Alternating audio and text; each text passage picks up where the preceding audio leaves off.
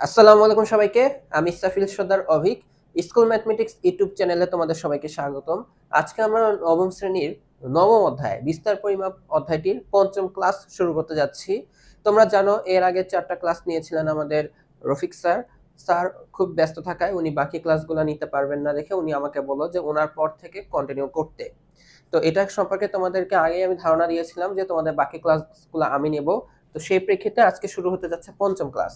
তো তোমরা আজকের ক্লাসের আগ পর্যন্ত কিন্তু গড় ব্যবধান সম্পর্কে জেনেছো, কিভাবে গাণিতিক গড় থেকে গড় ব্যবধান বের করা যায়, মধ্যক থেকে গড় ব্যবধান আর প্রচুরক থেকে গড় ব্যবধান কিভাবে বের করা যায় এটা তোমরা জানো।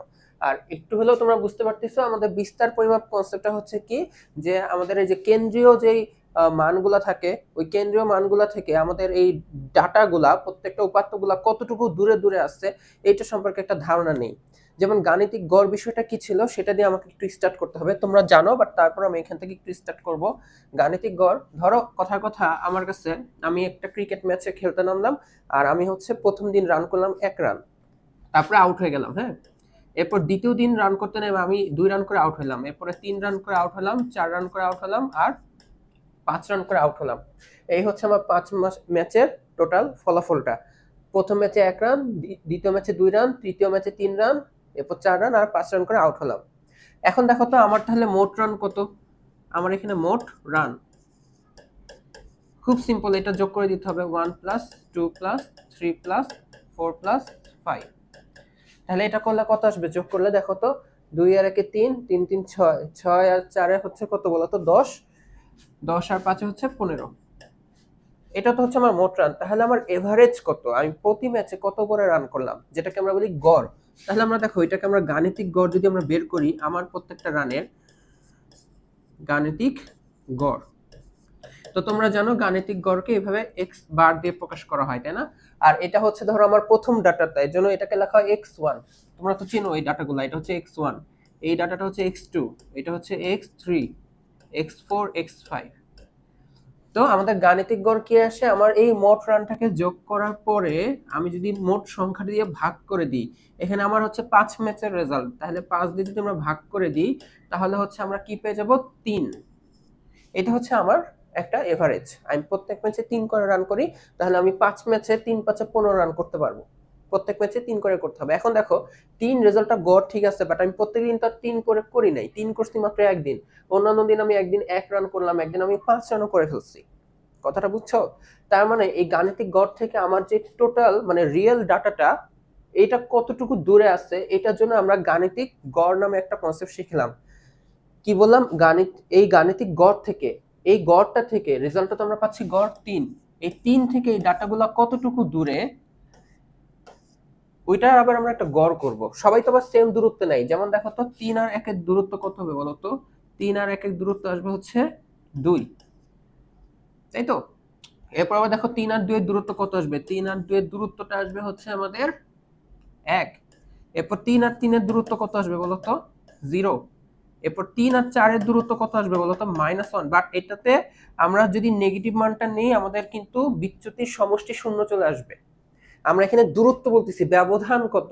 তো এখানে কিন্তু নেগেটিভ আসলেও পরম মান দিয়ে আমরা এটাকে প্লাস বানাই ফেলি।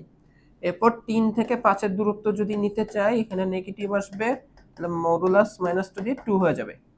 তাহলে আমার প্রত্যেকটা এই উপাত্ত বা ডাটাগুলা গাণিতিক গড় থেকে এরকম এত দূরে, কোনোটা 2 দূরে, কোনোটা 1 দূরে, কোনোটা 0 দূরে, কোনোটা 1 দূরে, কোনোটা 2 দূরে।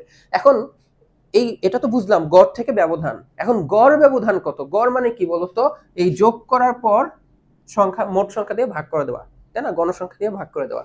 তার মানে তখন আমরা কিভাবে পাই, এই যে গাণিতিক, তখন এটাকে আমরা এইভাবে লিখতে পারি যে গড় ব্যবধান, তাহলে আমরা এভাবে পেতে পারি। এই প্রত্যেকটাকে এভাবে কি করব, যোগ করার পরে 2 plus 1 plus 0 plus 1 plus 2 divided by 5। তো এই 2 আর 1 মিলে 3, 2 তারপর হচ্ছে 2 আর 1 মিলে হচ্ছে 3, তাই তো, ঠিক লিখছি? তাহলে এই হচ্ছে 6/5, এই হচ্ছে কত, 6/5।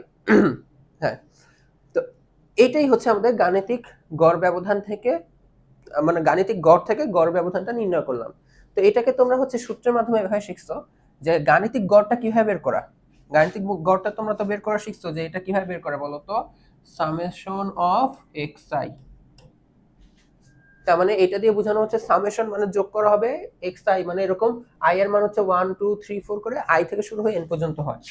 এই যে i থেকে শুরু হবে, সরি i এর মান কত থেকে শুরু হবে, 1 থেকে শুরু হবে, আর এটা কতটুকু হবে, n পর্যন্ত যত হবে এরকম i এর মান 1 বসাইতে হবে প্লাস, এরপরে 2 বসাইতে হবে প্লাস, এরপরে 3 বসাইতে হবে, মানে x1 plus x2 plus x3 এভাবে n পর্যন্ত যাবে। এটা হচ্ছে মোট সংখ্যাটা।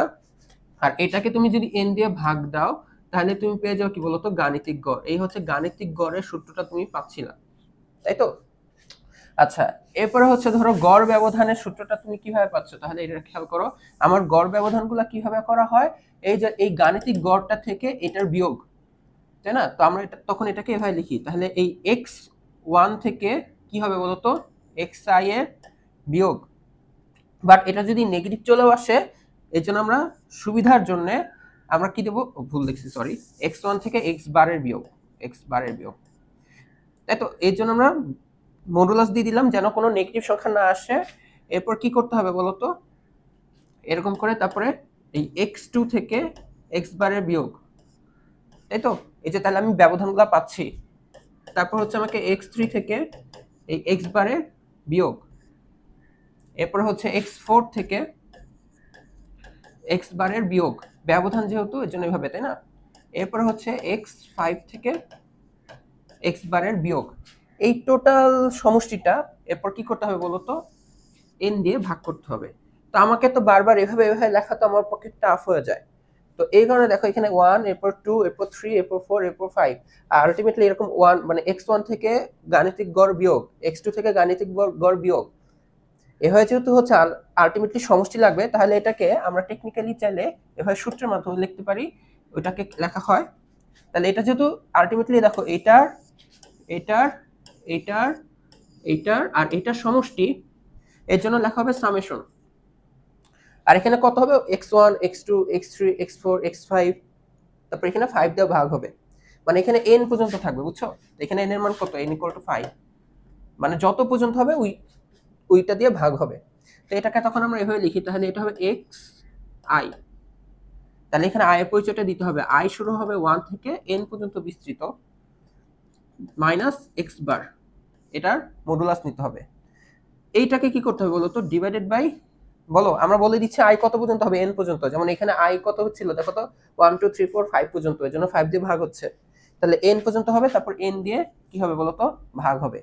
তো এইটা ছিল হচ্ছে আমাদের গড় ব্যবধান, গাণিতিক গড় থেকে গড় ব্যবধানের সূত্রটা, অবিন্যস্ত তথ্য সারি থেকে, মানে যেখানে তোমাকে ছক করে দেওয়া থাকবে না, এরকম এলোমেলো ভাবে সংখ্যা থাকতে পারে।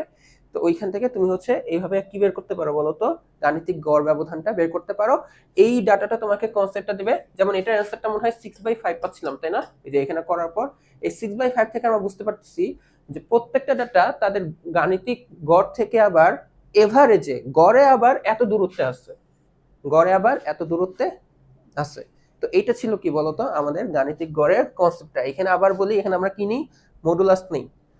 মডুলাস না নিলে আমাদের আবার বিচ্যুতির সমষ্টি যদি বের করতে চাই তাহলে সেটা আবার শূন্য চলে আসবে। রফিক স্যার কিন্তু খুব সুন্দর করে এই কথাটা তোমাদেরকে বলে দিয়েছিলেন। আচ্ছা, তো এখন দেখো তোমাদের 223 নম্বর পৃষ্ঠায় একটা মাথা ঘাটানোর প্রশ্ন আসছে, আর এটা সমাধান করতে হবে। প্রশ্নে বলা হচ্ছে যে তোমাদের নিশ্চয়ই মনে আছে গাণিতিক গড় বা মধ্যক থেকে, দেখো গড় ব্যবধান কিন্তু কিভাবে বের করা যায়, গাণিতিক গড় থেকে গড় ব্যবধান, মধ্যক থেকে গড় ব্যবধান, প্রচুরক থেকেও কি গড় ব্যবধানটা বের করা যায়। তো এই যে গাণিতিক গড় বা মধ্যক থেকে গড় ব্যবধান নির্ণয়ের সময় ব্যবধানের পরম মান ব্যবহার করা হয়েছিল, তাই না? ব্যবধানের কি করা হয়েছিল, এই যে পরম মানগুলো নেওয়া হচ্ছিল, মডুলাস। মাইনাস আসলেও নেব না, আমরা প্লাস নেব, তাই তো? এখন পরম মান ব্যবহার করা হয়েছিল, কিন্তু কেন, কারণটি নিচে লেখো। কারণ হচ্ছে দেখো আবার সেই একই, আমরা কি বের করতেছি, আমরা বের করতে চাচ্ছি গাণিতিক গড় বা এই মধ্যক থেকে গড় ব্যবধান, মানে প্রত্যেকটা এই উপাত্তগুলা বা ডাটাগুলা আমাদের এভারেজ থেকে গড় থেকে কত দূরে আছে সেটার আবার গড়। এই যে দূরে আছে, দূরে বলতে আমরা বুঝি নরমালি ব্যবধান। ব্যবধান মানে কি, বড়টা থেকে ছোটটা বিয়োগ, এটা কখনো নেগেটিভ নেওয়া যায় না। ধরো আমি তোমাকে বললাম যে 7 আর 10 এর ব্যবধান কত, দেখো তুমি কিন্তু 3 বলবা, তুমি -3 বলতে যাবে না, কারণ আমি জাস্ট তোমার কাছে ব্যবধান চাচ্ছি। ব্যবধান মানে কি বোঝায়? বড় থেকে ছোটটা বিয়োগ। তুমি যদি 7 - 10 করো তাহলে -3 পাবা, বাট আলটিমেটলি তখন আমি এটা বুঝে যাবো, আচ্ছা ঠিক আছে, ও তাহলে ছোটটা থেকে বড়টা বিয়োগ করে ফেলছে, এর জন্য মাইনাস আসছে, বাট আলটিমেটলি 3। বুঝে গেছে? তাহলে আমরা কি লিখবো? পরম মান কেন ব্যবহার করা হয়েছিল? কারণ গাণিতিক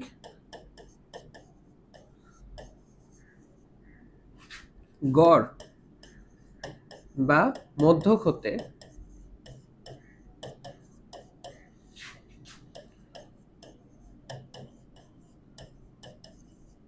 গড় ব্যবধান বলতে বোঝায়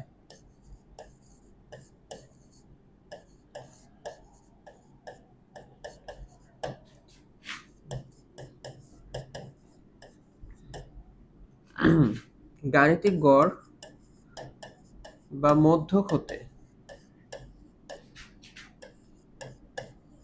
উপাত্তগুলো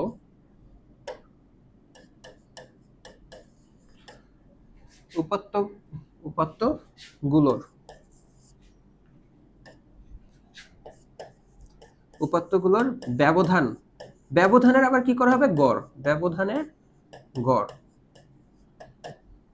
এখন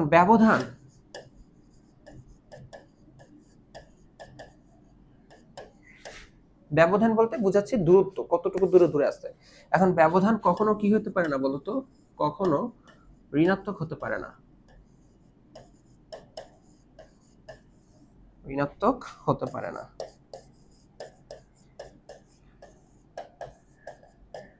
ঠিক আছে? এই ঋণাত্মক হতে পারে না দেখে কি করা হয়েছিল বলতো? পরম মান ব্যবহার করা হয়ে থাকে। সে কারণেই ব্যবধানে বা ব্যবধানের জন্য পরম মান ব্যবহার করা হয় বা ব্যবহার করা হয়েছিল।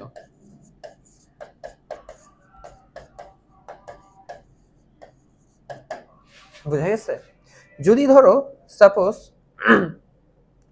কেউ যদি পরম মানটা ব্যবহার না করতো, কেউ যদি পরম মানটা ব্যবহার না করতো, অর্থাৎ হচ্ছে যে আমার সংখ্যাগুলো 1 2 3 4 5, তো এটার গড় কত পাচ্ছিলাম আমরা? দেখো তো, আমরা গড় পাচ্ছিলাম হচ্ছে 15 না 15 আর ডিভাইডেড বাই 5, এটা গড়টা পাচ্ছিলাম 3, গাণিতিক গড় যেটা। এখন ধরো কেউ নেগেটিভ ইউজ করে নাই, তো এটা দেখো, তাহলে সে এটা করলো, তাহলে এই যে x1 থেকে এটা বিয়োগ দিল, দেখো এই x1 থেকে x বার বিয়োগ দিল, ভালো কথা। তাহলে 1 - 3 করলে কত পাবে? দেখো তো, -2। এরপর সে করলো, আচ্ছা এই দ্বিতীয় ডাটা থেকে গড় কত দূরে, অর্থাৎ x2 থেকে x বার দূরে বিয়োগ করলো, মানে x বারটা বিয়োগ করলো, তাহলে সে পাবে 2 - 3, তাহলে কত পাবে বলো তো? -1। কত পাবে? -1। এরপর সে x3 থেকে x বার বিয়োগ করলো, তাহলে হয়ে যাবে 3 - 3 0। এরপর x4 থেকে x বার বিয়োগ করলো, এটা কত পাবে বলো তো? 4 - 3, অর্থাৎ কত বলো তো? +1। আর x5 থেকে x বার বিয়োগ করলো, তাহলে সে পাবে হচ্ছে 5 - 3, অর্থাৎ 2। এখন দেখো তো, যোগ করো তো এই রেজাল্টটা, এই যে এই রেজাল্টটা। এখন দেখো, যোগ করে মানে বুঝাচ্ছি আমাদের এই প্রত্যেকটা ডাটা থেকে গড়ের বিয়োগ, ব্যবধান না। এখন আমি বিয়োগ, চোখ বন্ধ করে প্লাস মাইনাস যাই আসুক সব নিচ্ছি। তুমি যদি যোগ করতে চাও, দেখো -2 আর +2 হয়ে যায়, এটা কাটাকাটি যাবে, -1 +1 কাটাকাটি যাবে, 0 দিয়ে আলটিমেটলি 0। এইটাকে তখন আমরা বলে থাকি যে এই প্রত্যেকটা উপাত্ত থেকে গড়ের বিচ্যুতির সমষ্টিটা হচ্ছে 0 আসে। তো আমরা যদি এই নেগেটিভটা কাউন্ট করে ফেলি, তাহলে হচ্ছে আমরা এখানে 0 পাবো। তাহলে আমরা ব্যবধান পাবো না, আর গড় ব্যবধান 0 আসলে গড় কি পাবা? 0। তাহলে এটা তো আমাদের আসবে না। এই কারণে হচ্ছে আমরা কি করি, কখনো নেগেটিভ চিহ্নটা, এই যে এই -2 -1 এগুলাকে কি করি বলতো?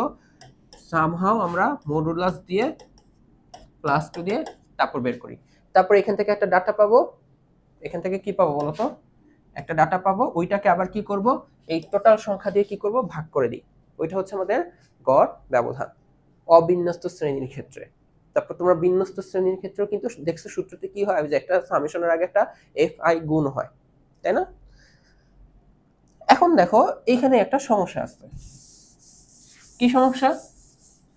যেহেতু তুমি মাত্র একটা মাথা খাটানো সলভ করলা, এখানে তুমি নিজেও বলতেছো, বা মাত্রই আমি এখন ধরে এই কথাটাই বুঝাচ্ছি, যে গাণিতিক গড় নির্ণয়ের সময়, মানে গড় ব্যবধান নির্ণয়ের সময় গড় ব্যবধান নির্ণয়ের সময় আমরা কি করি, এই উপাত্তগুলোর কি বের করি বলতো, ব্যবধান কখনো নেগেটিভ নেই না। এখানে একটা ঝামেলা তৈরি হয়।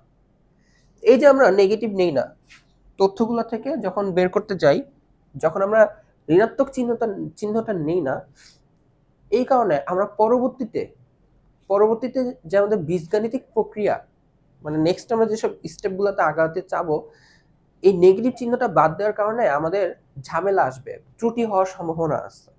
কি বললাম দেখো, তোমরা কি জানো, এই যে আমাদের গড় ব্যবধানের ফর্মুলাটা হচ্ছে এরকম যে xi থেকে এই যে প্রত্যেকটা উপাত্ত থেকে গাণিতিক গড় বিয়োগ হবে, মডুলাস নেব, ডিভাইডেড বাই কি হবে বলতো, n হবে। এখানে xi এর পরিচয়টা হচ্ছে এই যে i হচ্ছে 1 থেকে শুরু করে n পর্যন্ত। এখানে যখন মডুলাস মানটা নেওয়ার কারণে এখানে আমরা কি করতেছি বলতো, এখানে ঋণাত্মক মান না নেওয়ার কারণে, মানে যেই চিহ্নটা ঋণাত্মক আমরা তো ওইটাকে বাদ দিয়ে দিচ্ছি, তাই না? ঋণাত্মক চিহ্ন না নেওয়ার জন্য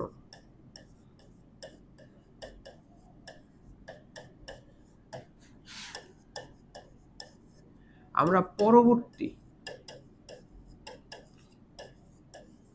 বীজগাণিতিক প্রক্রিয়ায়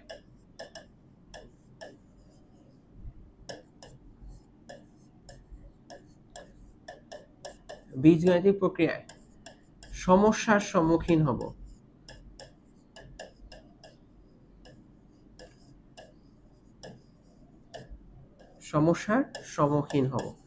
এই সমস্যাটা কারণে হচ্ছে আমরা যেহেতু পরবর্তী স্টেপটাতে আগাইতে পারবো না, এই কারণে এই বিস্তার পরিমাপের যে একটা কনসেপ্ট কি, গড় ব্যবধান, এই গড় ব্যবধানটা নিয়ে আমরা সামনে ডিসকাস করি না। কারণটা কি? কারণ হচ্ছে আমাদের কি বলতো, এই যে বীজগাণিতিক প্রক্রিয়ায় আমরা সমস্যার সম্মুখীন পড়ব নেগেটিভ চিহ্নটা বাদ দেওয়ার কারণে। এই কারণে হচ্ছে আমাদের আরেকটা বিস্তার পরিমাপটা মানে কি, যে আমাদের গড় থেকে ডাটাগুলো কত দূরে সেটা তো একটা ধারণা নেওয়া। এই কারণে আমরা আরেকটা প্রক্রিয়ার হেল্প নেব। মানে যেমন গড় ব্যবধান কি বলতো, এটা একটা ক্রাইটেরিয়া, আমাদের ডাটাগুলা গড় থেকে কত দূরে আছে সেটা বোঝার জন্য একটা কি বলতো ক্রাইটেরিয়া। ঠিক এরকমই আরেকটা ক্রাইটেরিয়া বা রাশির সাথে, নতুন একটা রাশির সাথে পরিচিত হব। সেই নতুন একটা রাশি, ওই রাশিটার নাম হচ্ছে পরিমিত ব্যবধান। ওইটার নাম কি বলতো, পরিমিত ব্যবধান। আবার এখানে সমস্যা আছে, এই পরিমিত ব্যবধানটা তুমি যদি আগে জানতে চাও, তার আগে তোমাকে জানতে হবে তোমাকে ভেদাঙ্ক সম্পর্কে। কি সম্পর্কে? ভেদাঙ্ক সম্পর্কে। বুঝতে পারছো? আজকের ক্লাসের টপিক হচ্ছে এইটাই, ভেদাঙ্ক। আজকের ক্লাস, পরবর্তী ক্লাস, এই দুইটা ক্লাসের টপিক হবে হচ্ছে ভেদাঙ্ক। আমি এটা আবার বলি, আমাদের গড় ব্যবধানে আমরা যখন পরম মানটা নিই, মানে নেগেটিভ চিহ্নগুলো বাদ দেওয়া হয়, এখন আমাদের বীজগাণিতিক প্রক্রিয়ায় পরবর্তীতে ত্রুটি আসার সম্ভাবনা থাকে। এখন আমরা একটা নতুন এই গড় ব্যবধানের মতনই আরেকটা নতুন একটা ক্রাইটেরিয়ার সাথে পরিচিত হব। ওই ক্রাইটেরিয়াটা কিভাবে বের করতে হয় ওইটাই আমাদের জানার বিষয়। তো ওইটা হচ্ছে পরিমিত ব্যবধান, স্ট্যান্ডার্ড ডেভিয়েশন যেটা আর কি। এখন এই পরিমিত ব্যবধানটা তুমি যদি আবার জানতে চাও, তার আগে তোমাকে আবার জানতে হবে ভেদাঙ্ক সম্পর্কে। বুঝতে পারছো? এটার নাম হচ্ছে ভ্যারিয়েন্স। তো এখন আমরা জানবো হচ্ছে এই ভেদাঙ্কটা সম্পর্কে। তো আজকের টপিকটা তোমাদের বইয়ের শুরুতে লেখা থাকে হচ্ছে পরিমিত ব্যবধানে যে স্ট্যান্ডার্ড ডেভিয়েশন। বাট তার আগে আমরা কি জানবো? ভেদাঙ্ক কিরকম জিনিসটা। তোমাদের অবিন্যস্ত একটা ডাটা দেই, এই যে সেই 1 2 3 4 আর 5, 1 2 3 4 5। তো তোমরা তো একটা কাজ করতেছিলা যে এটার গড়টা দেখো, একটু লিখে রাখি। এটার গড়টা ছিল হচ্ছে কত বলতো, 3। তো তোমরা তো একটা কাজ করতেছিলা, এই যে 3 থেকে 1 বিয়োগ দিচ্ছিলা, তারপর 3 থেকে 2 বিয়োগ দিচ্ছিলা, 3 থেকে 3 বিয়োগ দিচ্ছিলা, ব্যবধানগুলো পাচ্ছিলা, এই ব্যবধানের আবার গড় বের করতেছিলা, সেটা ছিল কি গড় ব্যবধান। এখন আমি আরেকটা কাজ করি, কি করব, এই 3 থেকে 1 বিয়োগ দেব, ঠিক আছে? উল্টাটা লেখো, মানে 1 থেকে 3 বিয়োগ দেব, ঠিক আছে? বাট এবার বিয়োগে আবার বর্গ দেব। বুঝতে পারছো? অর্থাৎ আমি প্রত্যেকটা এই উপাত্তগুলা থেকে, ডাটাগুলা থেকে আমরা গড়ের ব্যবধানের বর্গ নেব। তাহলে দেখো এরপর 2 থেকে আবার কি করা যেতে পারে, 3 বিয়োগ, ওইটার আবার কি নেব, বর্গ নেব। এরপর দেখো 3 থেকে আবার 3 বিয়োগ দিয়ে বর্গ নেব। এরপর 4 থেকে 3 এর বিয়োগ নিয়ে আমরা বর্গ দেব। এরপর 5 থেকে 3 এর বিয়োগ নিয়ে আমরা বর্গ দেব। এখন দেখো তো বর্গের মধ্যে কখনো যদি নেগেটিভ সংখ্যা চলেও আসে, এটা স্কোয়ারের কারণে কি হয়, বর্গের কারণে নেগেটিভটা তো চলে যায়, এটা আলটিমেটলি কি হয়ে যাবে 4। তার মানে এখানে আমাদের চিহ্ন নিয়ে কোনো প্যারা নাই, চিহ্ন নিয়ে কোনো প্যারা নাই। যে ঝামেলাটা আমাদের এখানে হচ্ছিল যে চিহ্ন বাদ দেওয়ার নেওয়া একটা ইস্যু তৈরি হচ্ছিল, এইখানে আমাদের তোমার কোনো পরম মান কনসিডারই করতে হইলো না। তুমি ছোট থেকে বড় বিয়োগ করো, বড় থেকে ছোট বিয়োগ করো, ডাজেন্ট ম্যাটার, কারণ স্কোয়ারটা ওই মাইনাসটাকে কি করে দেবে, প্লাস বানাই দেবে। এখন এই বর্গগুলার আমরা কি করব, সমষ্টি বের করব। সমষ্টি বের করে আমরা কি করব, একটা এভারেজ নেব। এভারেজ বলতে এখানে কয়টা ডাটা ছিল, 1 2 3 4 5, এই 1 2 3 4 5টা এরকম ডাটার ব্যবধান পাচ্ছি, ব্যবধানের বর্গ এই 5 দিয়ে ভাগ দিব। ঠিক আছে, আমরা গাণিতিক গড়ে কি করতাম বলতো, গাণিতিক গড়ে হচ্ছে এরকম প্রত্যেকটা খালি ব্যবধান নিয়ে আমরা কি করতাম, ভাগ দিয়ে দিতাম মোট সংখ্যা দিয়ে। আর এখন আমরা কি করব, ওই যে নেগেটিভের একটা ইস্যুর কারণে আমরা এখন বর্গ করে সমষ্টি বের করে এরপর ভাগ দিয়ে দিব। এই যে কাজটা আমি এখন করতেছি না, যে কাজটা আমি করলাম, এইটাকে বলা হয় ভেদাঙ্ক নির্ণয়। মানে এই যে রেজাল্টটা তুমি পাবা, এই ফলাফলটা, একটা ফলাফল পাবা না, এই ফলাফলের নামটাই কি বলতো, এই ফলাফলের নামটাই হচ্ছে ভেদাঙ্ক। এই ভেদাঙ্ক থেকে আমরা বুঝতে পারি আমাদের ডাটাগুলা কত কত দূরে দূরে আছে। বুঝতে পারছো? এখন আমি এটা একটা একটু জেনারেল সূত্রের ফরম্যাটে যদি লিখি তাহলে দেখো তুমি বুঝতে পারবা। আর মাত্র যেটা বললাম, ভেদাঙ্ক থেকে আমরা বুঝতে পারবো যে আমাদের ডাটাগুলো কত কত দূরে দূরে আছে আমাদের গড় থেকে, সেটা একটা উদাহরণ দিলে তোমরা বুঝতে পারবা। তোমাদের বইয়ের উদাহরণে আলোচনা করব, কোনো সমস্যা নাই। তার আগে দেখো তো, এটা সূত্র আকারে যদি আমি লিখতে চাই তাহলে কি লিখতে পারি, এই ওয়ান তো হচ্ছে কি বলতো আমাদের এই x1, তারপর x2, x3, x4, x5 এরকম করে কি xn পর্যন্ত হইতে পারে, তাই তো? তো আমরা কি করব, এটা যদি সূত্রের মাধ্যমে লিখতে চাই তাহলে এটাকে লিখবো হচ্ছে ভেদাঙ্ক। ভেদাঙ্কের একটা সিম্বল, প্রতীক আছে, ওটাকে লেখা হয় সিগমা স্কয়ার। সামনে জানতে পারবা, সমস্যা নাই, আমি আগেই লিখে দিচ্ছি। এই সিগমা স্কয়ার, এটা উচ্চারণটা কি বলতো, সিগমা স্কয়ার।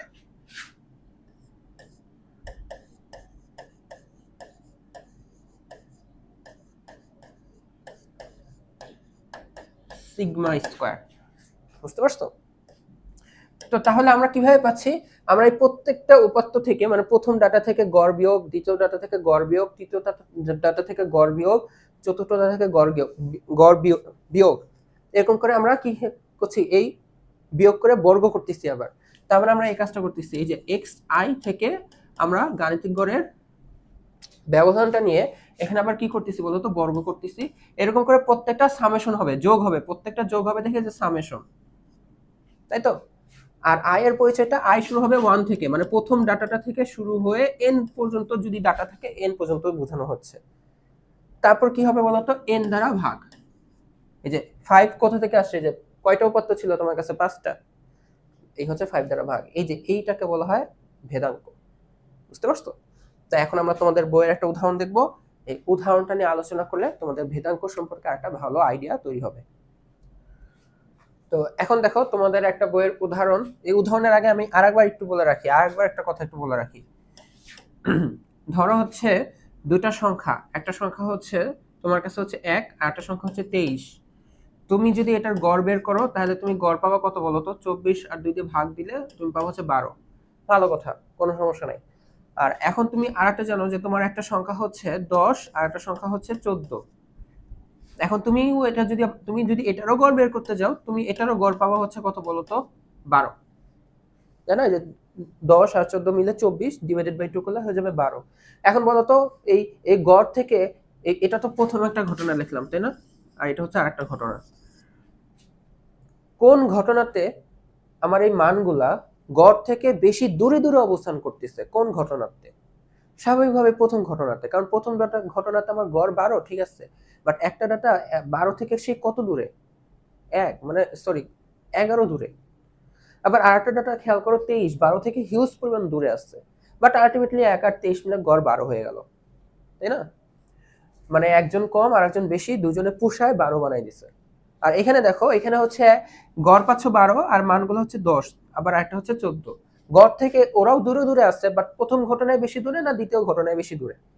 স্বাভাবিকভাবে প্রথম ঘটনাটাই বেশি দূরে, কারণ এই কারণে বলা হয় এই ঘটনাটা বিস্তারটা অনেক বেশি গড় থেকে। এটাই হচ্ছে তোমাদের বিস্তার পরিমাপের একদম বেসিক কনসেপ্টটা, তাই না? আর দ্বিতীয়টাতে হচ্ছে তোমার এই প্রত্যেকটার এই তথ্য সারির মান তার গড় থেকে এই বিস্তারটা যে বিস্তারটাতে আছে সেই বিস্তারটা হচ্ছে কম। তাই না? প্রথম ঘটনার থেকে দ্বিতীয় ঘটনায় বিস্তারটা হচ্ছে কম। এই ছিল কিন্তু কনসেপ্টটা।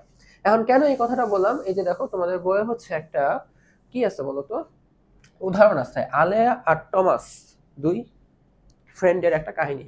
এখন দেখো আলিয়ার পরিবারের সদস্য সংখ্যা হচ্ছে 6, তাদের বয়স যথাক্রমে হচ্ছে 5, 15, 25, 35, 45 ও হচ্ছে 55।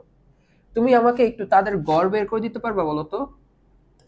সুতরাং তাদের গড় বয়স,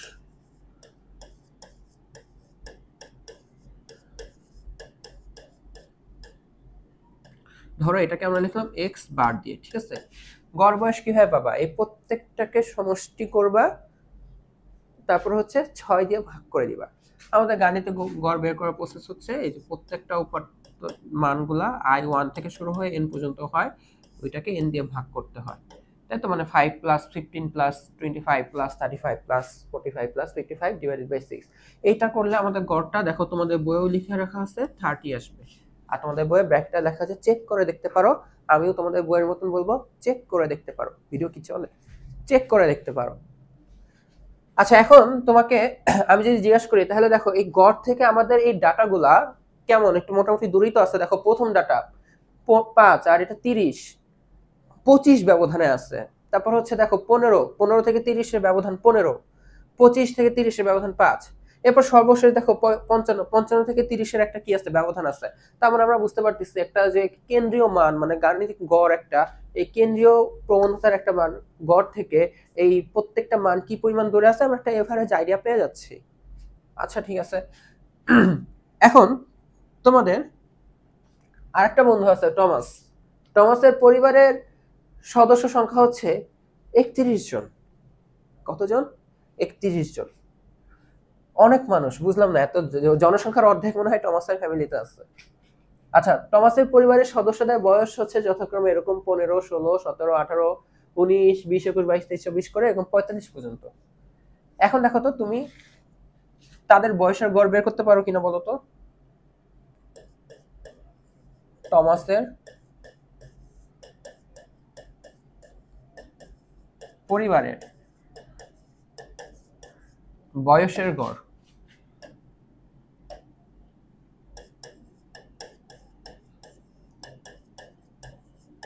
তো আমরা তো আলেয়ারটাতে কি লিখতেছিলাম বলতো? এক্স দিয়ে, তাই না? এখানে এগুলাকে আমরা y1, y2, y3, y4 এভাবে চিন্তা করি। তাহলে এটা y বার, তাহলে এটা কি আসবে বলতো? যে সামেশন অফ y1, তাই তো? এখানে হচ্ছে y1 না yi, এখন i কত থেকে শুরু, 1 থেকে শুরু হয়ে n পর্যন্ত ডিভাইডেড বাই n। তো এটা করলে তোমরা দেখবা 30 পাবা, তোমাদের বইয়ে 30 দেওয়া। এখন দেখো আলিয়ার পরিবারের সদস্যদেরও গড় 30, টমাসের পরিবারেরও সদস্যের গড় হচ্ছে 30।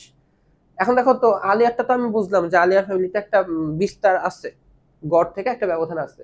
দেখো তো এই টমাসের পরিবারের ক্ষেত্রে এই বিস্তারটা কেমন? সব থেকে ছোট ডাটার দিকেও তুমি যদি তাকাও, সব থেকে ছোট ডাটা হচ্ছে 15, 30 থেকে 15 একটা ব্যবধান আছে, বুঝতেছি।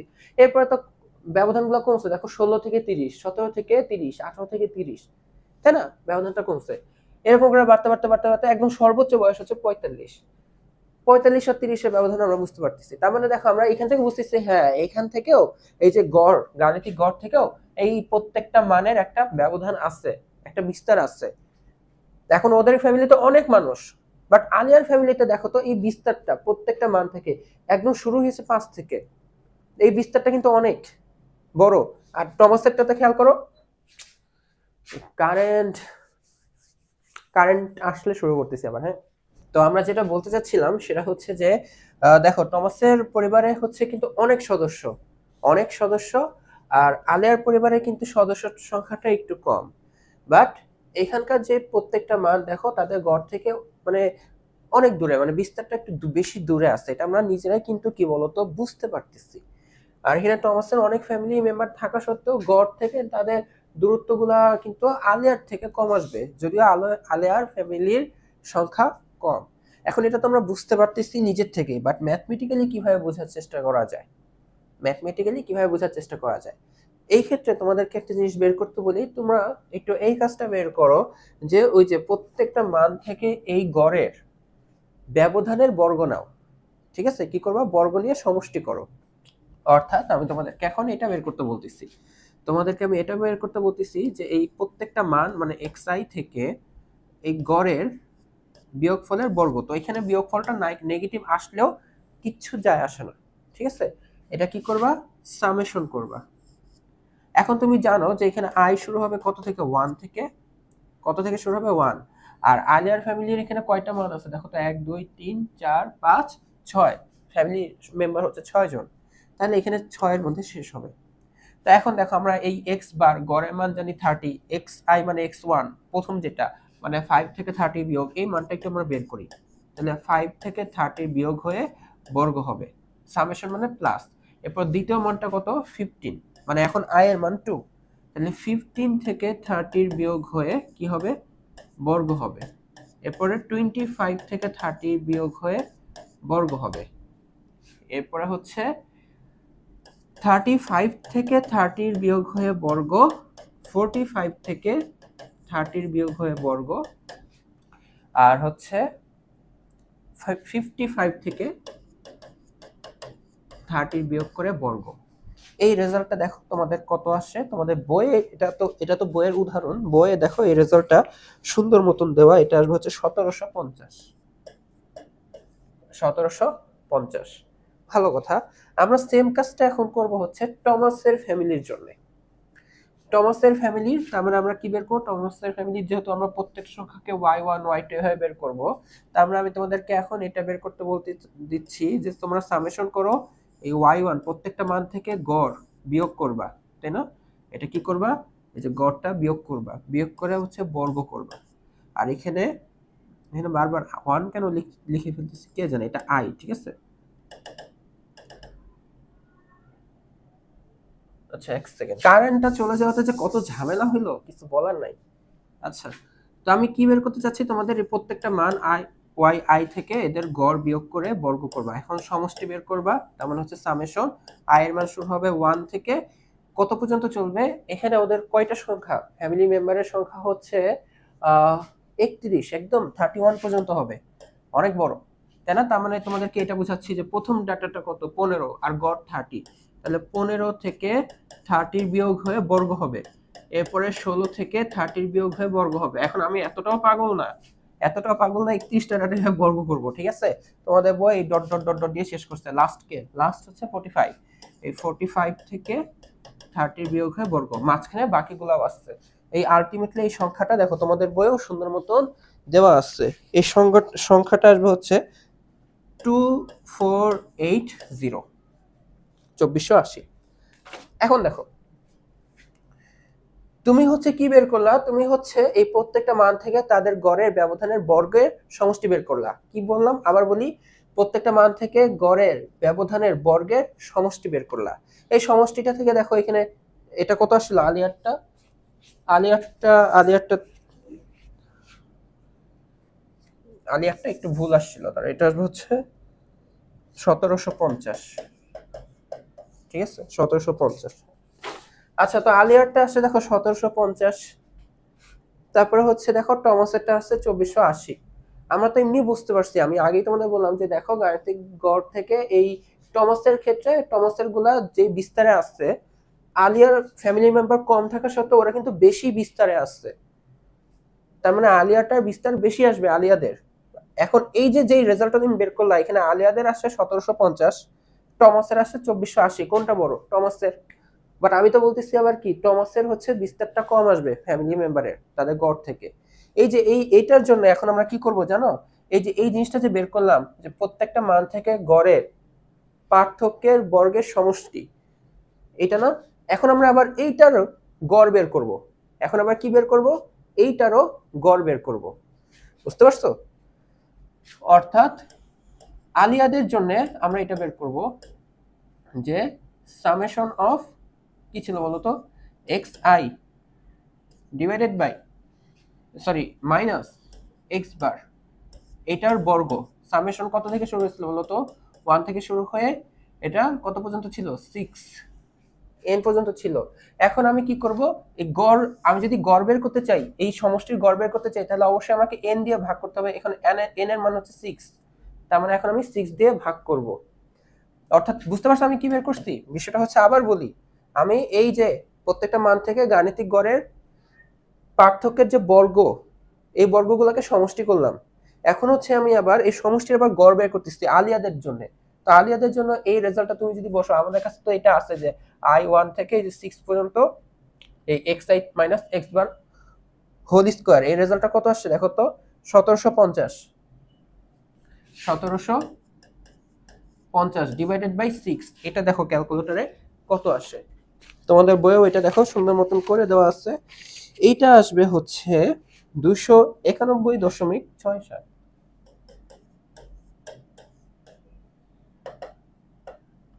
291.67। এরপর যদি আবার তুমি টমাসের ফ্যামিলির ক্ষেত্রেও গড়টা বের করতে চাও, টমাসের ফ্যামিলির ক্ষেত্রে এরকম ছিল, ওইখানে i1 থেকে শুরু হয়ে 31 পর্যন্ত ছিল n এর মান, আর ওইটাকে আমরা y দিয়ে লিখতাম, তার মানে yi minus y bar whole square. অর্থাৎ এই যে সমষ্টি হইল, এইটার আবার কি করব আমরা, এই 31 n এর মান কত, এখানে 31, টমাসের ফ্যামিলির ক্ষেত্রে 31 দিয়ে ভাগ দিব। তো টমাসের ক্ষেত্রে এটা হচ্ছে 2480 ছিল, 2480 ছিল, আর 31 দিয়ে যদি ভাগ দেই, এটা ক্যালকুলেট করলে আমাদের আসবে হচ্ছে শুধু 80। কি আসবে? শুধু 80। বুঝতে পারছো? এই যে দেখো, এই রেজাল্টটা দেখো, অনেক ডিফারেন্স না? এটা দিকে তাকাও, এই দেখো এটা আসছে 80, এটা টমাসের আর এটা হচ্ছে আলিয়াদের। কোনটা কম কোনটা বেশি? 80টা কম, আর এই যে এটা কি বলতো বেশি, এটা কম দেখে এটা দিয়ে আমরা এটা বুঝতে পারতেছি।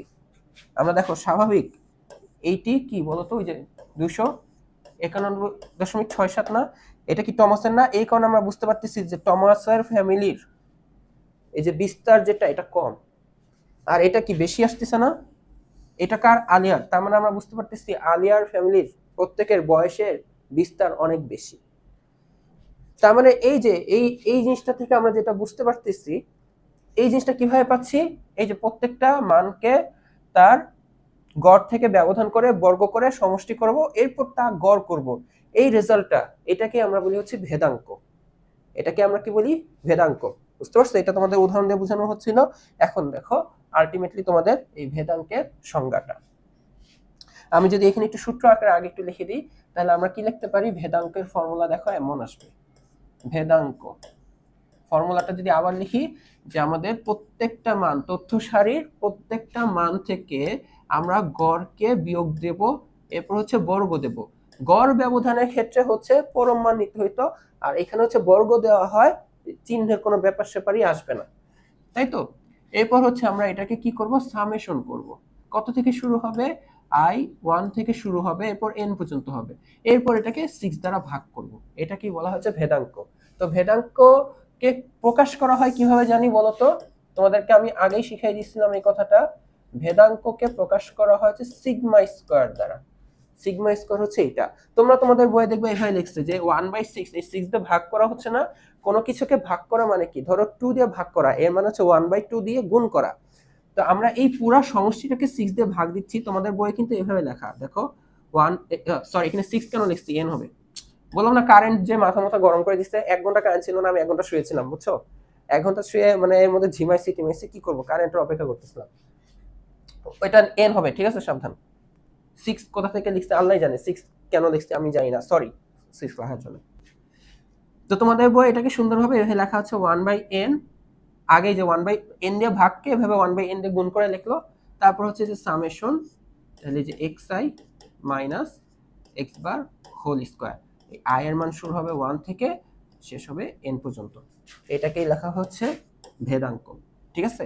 এই হচ্ছে তোমাদের বইয়ের এটা সূত্র। দেখো এটা সংজ্ঞা এখন অনেক সিম্পল। কোন তথ্য সারির বা নিবেশনের প্রত্যেকটি মান থেকে এই যে এরকম xi থেকে কি করব আমরা? এই যে গাণিতিক গড়ের পার্থক্যের বা ব্যবধানের অথবা বিয়োগফলের বর্গ, যা যেটা বলে একই কথা। এই যে প্রতিটি মান থেকে তার গাণিতিক গড়ের ব্যবধানের বর্গের সমষ্টিকে মোট তথ্য সংখ্যা দ্বারা ভাগ করলে, এই যে পুরো সমষ্টিকে n দ্বারা ভাগ করলে যে মান পাওয়া যায় তাকে বলা হয় হচ্ছে ভেদাঙ্ক। তাকে কি বলা হয়? তাকে বলা হচ্ছে ভেদাঙ্ক। এখন দেখো তোমাদের পাঠ্য বইয়ের পৃষ্ঠা 225-এ মাথা খাটাও, এটা মাথা খাটানোর কিছু নেই, তোমাদের বই এমনি করে দেওয়া। বলে দিচ্ছে আলেয়া ও টমাসের পরিবারের সদস্যদের বয়সের ভেদাঙ্ক কত যথাক্রমে লেখো। আলিয়ার ভেদাঙ্কটা কত ছিল আলিয়ার ফ্যামিলির? এই যে আলিয়ারটা হচ্ছে এক্স দিয়ে ছিল, এই যে 291.67, তাহলে এটা ছিল 291.67। আর টমাসেরটা কত আসছিল 80, এটা ছিল কত 80। বুঝতে পারছো? যেহেতু আলিয়ার ফ্যামিলিদের যে ভেদাঙ্কটা বেশি আসছে, তার মানে এটার বিস্তারটা অনেক বেশি। আলিয়াদের ডাটা কম, মাত্র 6 জন, বাট তাও এটা অনেক বেশি বেশি দূরে আসছে। টমাসের অনেক মেম্বার, বাট ওরা একটু ক্লোজ, বিস্তারটা কম। বুঝতে পারছো? এই ছিল হচ্ছে আমাদের ভেদাঙ্কের পরিচিতি। এখন দেখো আমরা একটু সূত্রের মাধ্যমে ভেদাঙ্ক নির্ণয় করি, যেটা অলরেডি তোমরা অবিন্যস্ত। দেখো এই যে এই ডাটাগুলো কি অবিন্যস্ত না? এরকম কি ছক করে দেওয়া, এই যে এই ডাটাগুলো সারণী করে দেওয়া, তাহলে এগুলাকে আমরা বলি অবিন্যস্ত। তো এরকম অবিন্যস্ত আর বিন্যস্ত ডাটার ক্ষেত্রে আমাদের ভেদাঙ্কের সূত্রটা কেমন আসবে, এই যে এইটা আর এইটা। তো আমরা শুরুতেই দেখবো হচ্ছে অবিন্যস্ত, যেটা তোমরা অলরেডি জানো। এখানে লেখা হচ্ছে কোন চলক এক্স এর জন্য n সংখ্যক মানের জন্য, কোন চলক এক্স এর n সংখ্যক মানের জন্য, কথাটা একটু মিসিং ছিল, হ্যাঁ আচ্ছা, মানের জন্য এই x1 x2 x3 xn, মানে এগুলো হচ্ছে তোমার ওই যে সংখ্যা তথ্য রাশির মানগুলা, কোন মানগুলা, এই যেগুলা x1 x2 x3। যদিও টমাসের গুলাকে আমরা y1 y2, তুমি x এর জায়গায় y দিলে কোনো সমস্যা নাই, চলক ইউজ করবা। বুঝতে পারছো? তো এটা কি তোমাদের বইয়ে আর কি লেখা হচ্ছে যে চলক x এর জন্য যদি এরকম x1 x2 x3 এরকম n সংখ্যক মান থাকে, ঠিক আছে, n সংখ্যক এতটা মান থাকে, আর তাদের গাণিতিক গড়কে তুমি যদি x বার দিয়ে প্রকাশ করো, তাহলে আমাদের কি বলতো ভেদাঙ্কর যে ফর্মুলাটা, ভেদাঙ্ক যেটাকে আমরা সিগমা স্কয়ার বলবো, তাই না, এভাবে প্রকাশ করব। এটা কি আসবে? এটা আসবে হচ্ছে আমাদের n দ্বারা আগে ভাগ করে দিবা, n দ্বারা ভাগ করে দিলা, তারপর হচ্ছে কি বলতো সামেশন, এই যে এক্স আই, এই প্রত্যেকটা মান থেকে তাদের গড়ের ব্যবধানের বর্গ, আর সামেশন দিয়ে বোঝানো হচ্ছে সমষ্টি।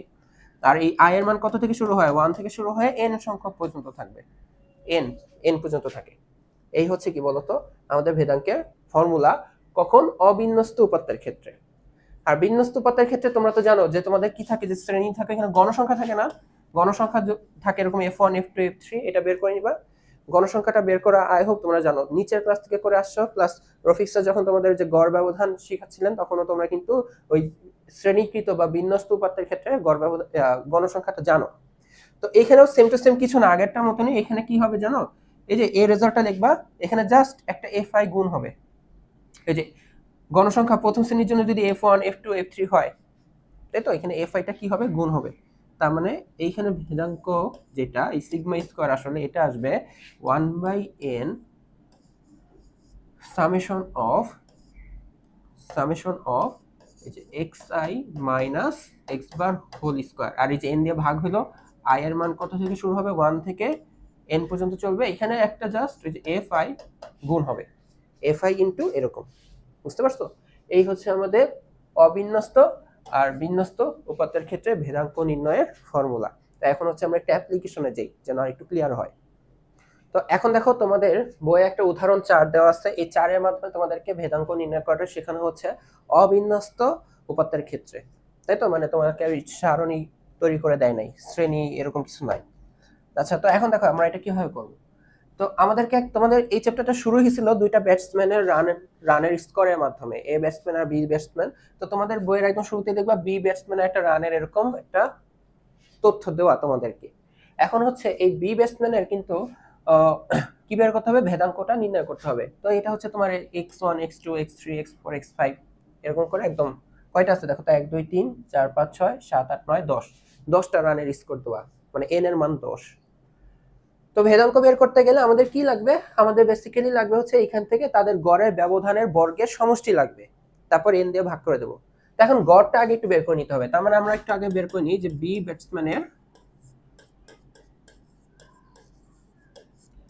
রানের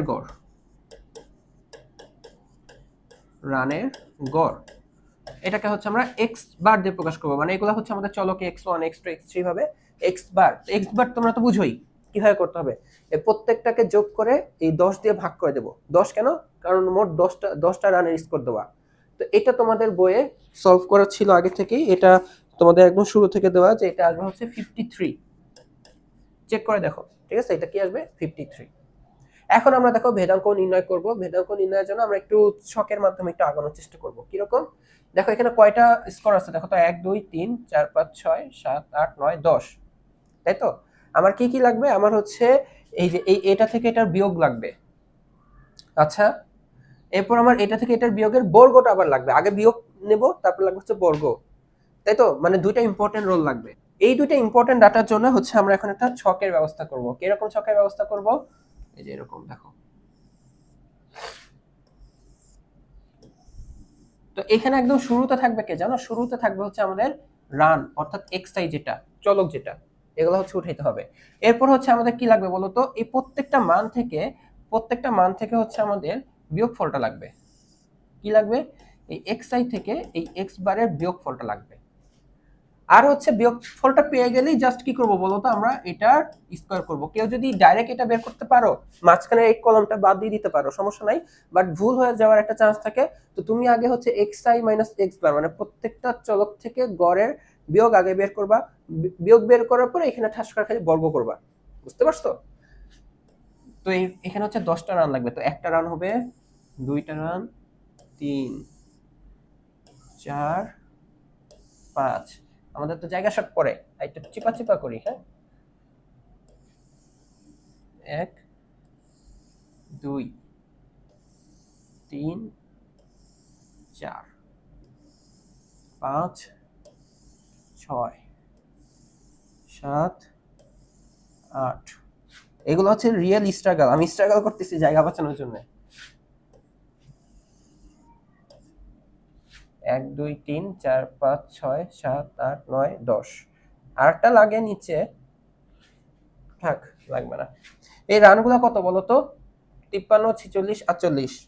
এই যে 53 46 48, 53 46 48, 50 53 53, 50 53 53, এরপর মনে হয় 58 দেখছিলাম, 53 58 60 57 52। ঠিক আছে, এখন হচ্ছে আমরা তো গাণিতিক গড়টা বের করে রাখছি, এই যে এটা, তাই না? এখন কি করব বলো তো? এই যে এই 53 থেকে গাণিতিক গড় ক্যালকুলেটর করবা, ফার্স্ট ক্যালকুলেটরে করবা। বুঝতে পারছো? কি করবা? 53 থেকে গড় বিয়োগ করবা। এখানে আর উঠাবা না যে 53 - 53, তুমি বলেই দিছো কি কাজ করতেছো, এখানে রেজাল্টটা লিখবা। বুঝতে পারছো? তো তোমার 53 থেকে 53 গেলে তোমার কি আসবে বলো তো? 0। এরপর তোমার কি হবে? যে 46 থেকে গড়টা বিয়োগ দিবা। গড় তো তোমার লেখাই যে 53, আর এগুলো এখানে আবার লিখবা না যে 46 - 53, জাস্ট কি করবা ক্যালকুলেটরে 46 - 53, যা আছে চোখ বন্ধ করে লিখে দিবা -7। ঠিক এভাবে 48 থেকে 53 বিয়োগ 50 থেকে এভাবে বিয়োগ বিয়োগ বিয়োগ দিয়ে সবগুলা লিখবা। আমি লিখে দিচ্ছি কি কি আসবে। হ্যাঁ, তোমাদের বইয়েও কিন্তু এটা সুন্দর মতন করে দেওয়া আছে। দুইটাই আমি উঠাই দিচ্ছি, -7, পরে -5, -3, এরপর 0 0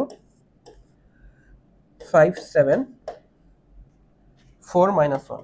তোমরা চেক করে দেখবা, বইয়ে ভুল বের করতে পারলে এটা তোমাদের একটা ক্রেডিট, কারণ বইতে উঠে দিচ্ছি, বইয়ে ভুল থাকলে আমিও ভুল করে ফেলবো। ঠিক আছে, এখন তোমার দেখো এটা হয়ে গেল পার্থক্য।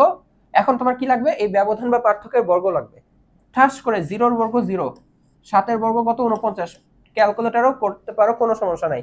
5 5 আমরা জানি হচ্ছে 25, তারপর হচ্ছে 3 3 9, মাইনাস তো আমার বর্গ হয়ে গেলে উঠে যায়, প্লাস হয়ে যায়। তো 0 বর্গ 0, 0 বর্গ 0, 5 বর্গ 25, 7 বর্গ 49, 4 বর্গ 16, আর -1 বর্গ 1। এখানে নিচে লেখা উচিত, এই নিচে, ঠিক আছে, এই যে এই জায়গাটা নিচে, এখানে কি লেখা উচিত? এই জায়গাটা নিচে, এই যে নিচে, আমার এখানে জায়গা নেই দেখে এখানে লিখতেছি। তারপর তুমি এভাবে লিখবে যে সামেশন অফ, এই যে এইটা, সামেশন অফ এই রেজাল্টটা কত আসে। বুঝতে পারছো? তোমার কি দেখো, এই যে প্রত্যেকটা বর্গের এই যে সমষ্টি, এই সমষ্টি দেখো কোথা থেকে শুরু হয়েছিল? i1 থেকে শুরু করে n পর্যন্ত। এখানে n এর মান তো 10, তাই না? এই যে i = 1 থেকে শুরু করে এই n, তাই না? এই n পর্যন্ত তোমার এই সমষ্টিটা কত আসলো বলো তো? এই যে এখন তুমি হচ্ছে 0 49 ক্যালকুলেটরে যোগ করবা, 0 49 25 9 25 49 16 1, এই সবগুলোকে যোগ করবা, সামেশন মানে যোগ করলে তোমার এটা আসবে হচ্ছে 174। এটা কত আসলো 174। এখন তোমার আলটিমেটলি তাহলে আমাদের ভেদাঙ্কটা কি আসবে? সুতরাং ভেদাঙ্ক যেটাকে হচ্ছে আমরা সিগমা স্কয়ার দিয়ে প্রকাশ করব, এটা সূত্রটা হচ্ছে 1/n দিয়ে ভাগ হয়, এজন্য সরি n দিয়ে ভাগ হয়, এজন্য 1/n গুণ করলাম। তারপর হচ্ছে যে সামেশন এই xi minus x bar whole square, যেখানে i 1 থেকে শুরু হয়ে n পর্যন্ত হয়। এখন আমরা এখানে n এর মান কিন্তু জানি, n এর মানটা হচ্ছে 10, কারণ 10টা মান দেওয়া নয় যে তথ্য সারিতে 10টা মান দেওয়া ছিল। তাহলে বসাই দাও, এই যে টোটাল এই মানটা তো তুমি জানো, এই যে টোটাল এই মানটা হচ্ছে 174। তাহলে এই 174 আর 1/n মানে এখানে 10 দিয়ে ভাগ হবে, বুঝতে পারছো? তাহলে এটা তোমাদের চলে আসবে হচ্ছে 17.4। এটাই হচ্ছে আমাদের ভেদাঙ্ক। বুঝে গেছে? কমপ্লিকেটেড কিছু না, এই তিনটা কাজ, তিনটা না দুইটা কাজ তোমাকে করতে, তিনটাই আসলে। কি কি? প্রথম হচ্ছে তোমাকে গড় বের করতে হবে, 2 নাম্বার হচ্ছে তোমাকে এই যে এই কনসেপ্টটা বের করতে হবে যে প্রত্যেকটা বর্গের সমষ্টি বের করতে হবে।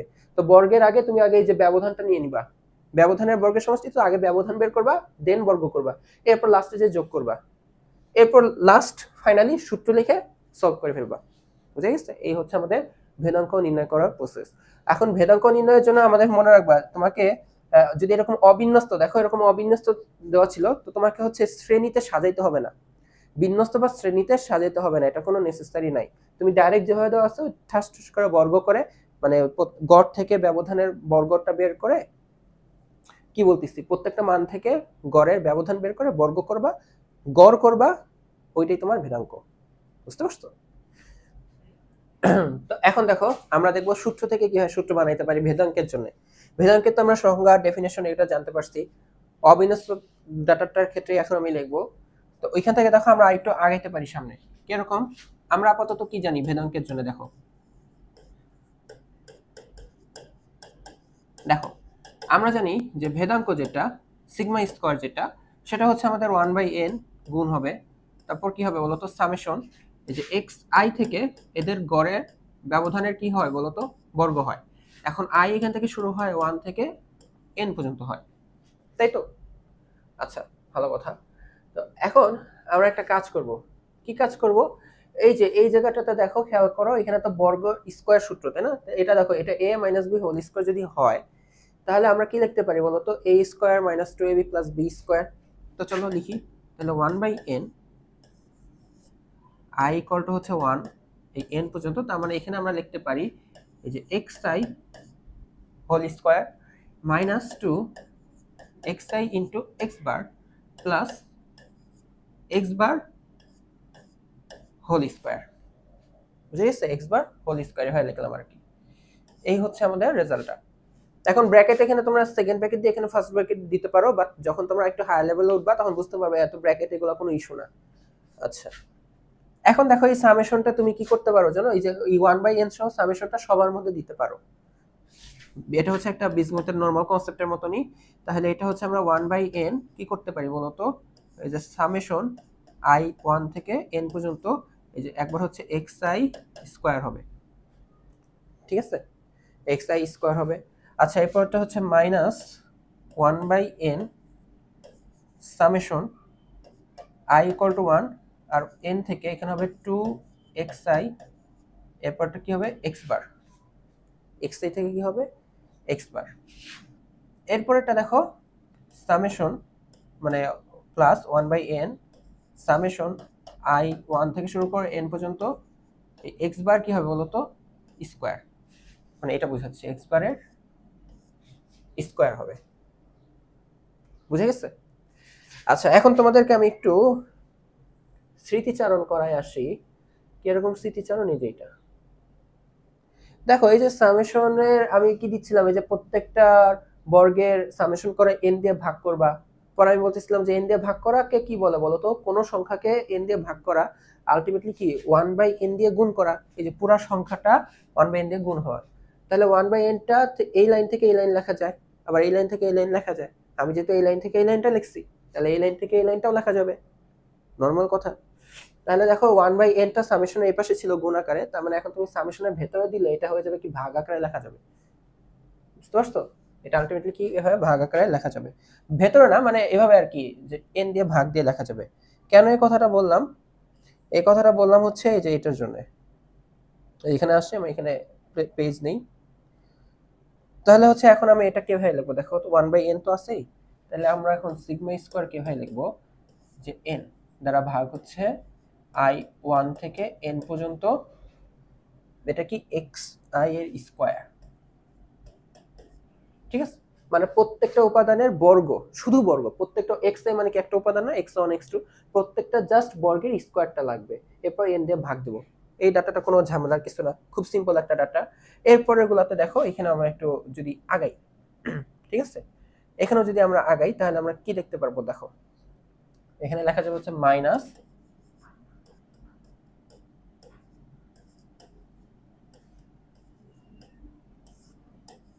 এই যে এটা, এরপর হচ্ছে আলটিমেটলি লেখা যাবে হচ্ছে ওইটা।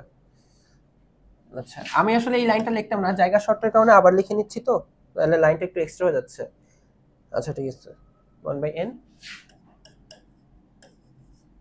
i1 থেকে শুরু করে n পর্যন্ত, এরপর হচ্ছে x বার স্কয়ার।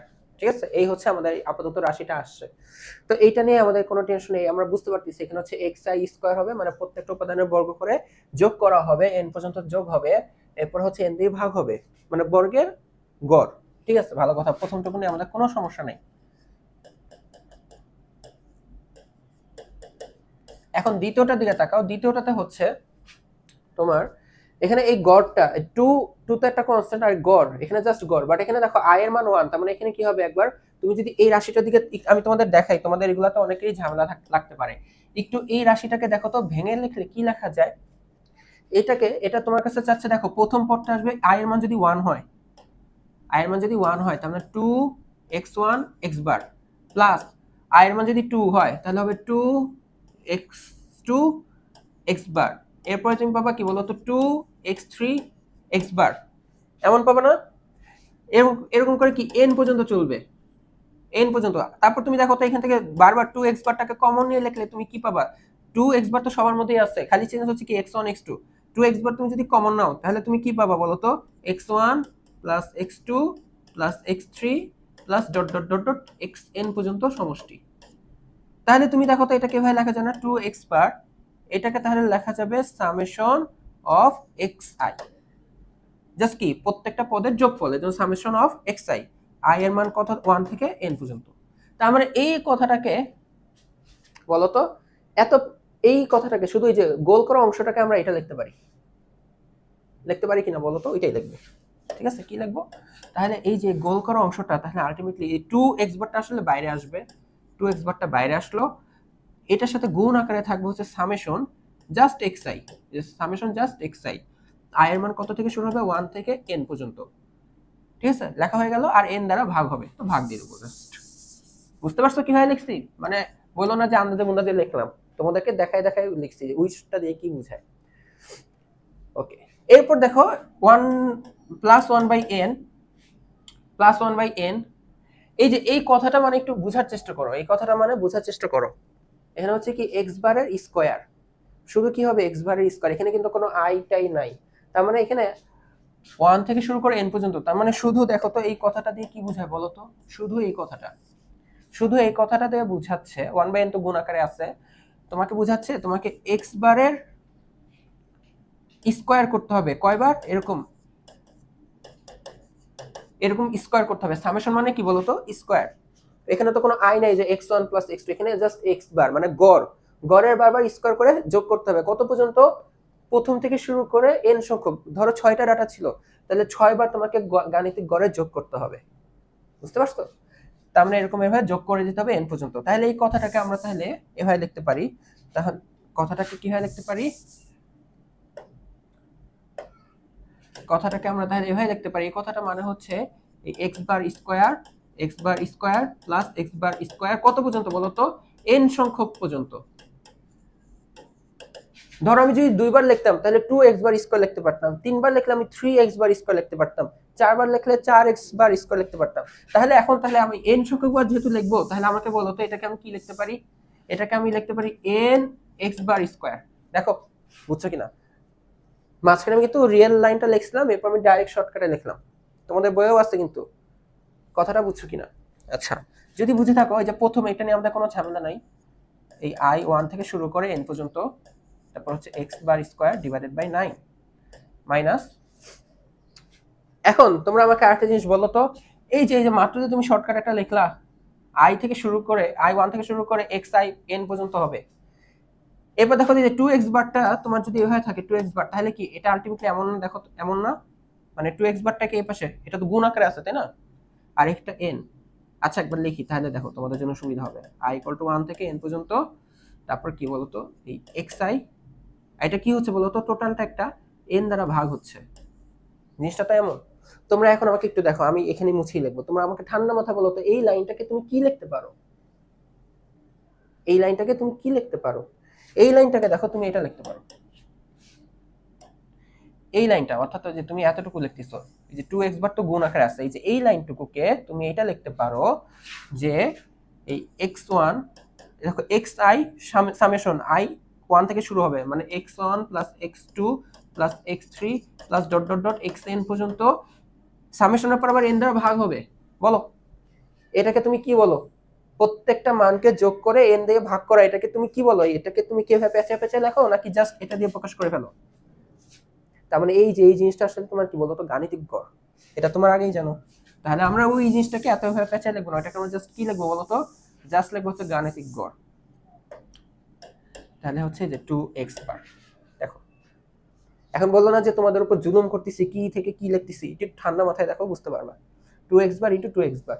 এখন তো আমার মন চাচ্ছে এটাকে আবার তোমাদের আরো শর্টকাটে লিখি, 2x বার হোক, এই যে এটা স্কয়ার লিখে দিই। আচ্ছা যাই হোক, পরের লাইনে লিখতেছি, পরে n n কাটাকাটি যে এখানে দেখো x বার স্কয়ার। এখন দেখো i1 থেকে n পর্যন্ত xi স্কয়ার বাই n, এটাকে কি লেখা যাবে, দেখ এটাকে লেখা যাবে 2x বার স্কয়ার, এটা হচ্ছে x বার স্কয়ার। তাহলে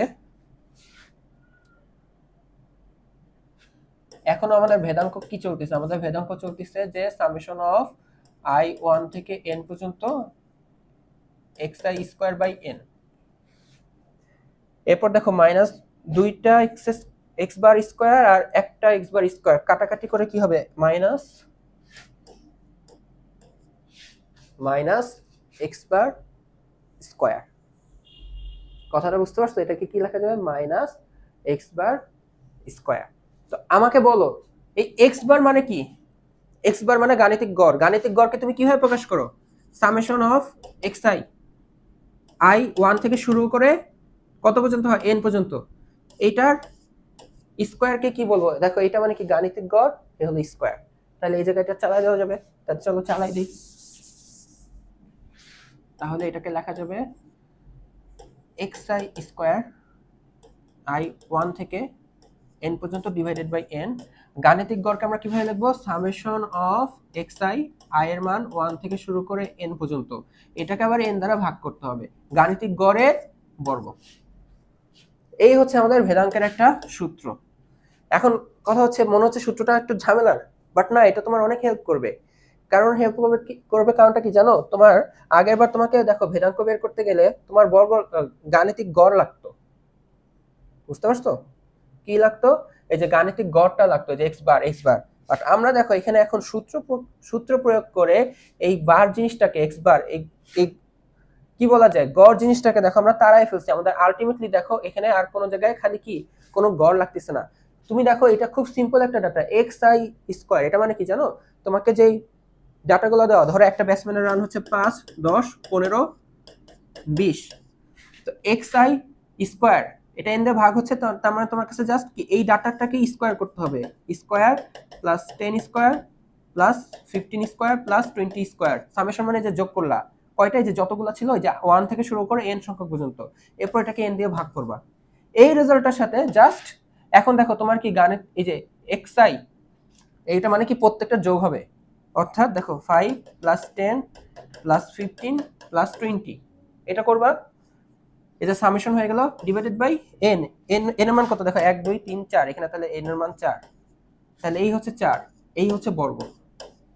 দেখো একবার হচ্ছে ইন্ডিভিজুয়ালি বর্গের সমষ্টি, একবার দেখো টোটালটা এইভাবে যোগ করার পর বাইরে বর্গ, এই রেজাল্টটাই হচ্ছে তোমার ভেদাঙ্ক। বুঝতে পারছো? এই সূত্রটা তোমাদের অনেক হেল্প করবে। এটা হচ্ছে আমাদের ভেদাঙ্ক নির্ণয়ে আরেকটা সূত্র, খুবই খুবই ইম্পর্টেন্ট একটা সূত্র। বুঝতে পারছো? দেখতে তোমরা ভাবতে পারো যে ভয়ানক টয়ানক কিছু, বাট এত ভয়ানক টয়ানক কিছু না, সূত্রটা খুবই ইম্পর্টেন্ট। বুঝতে পারছো?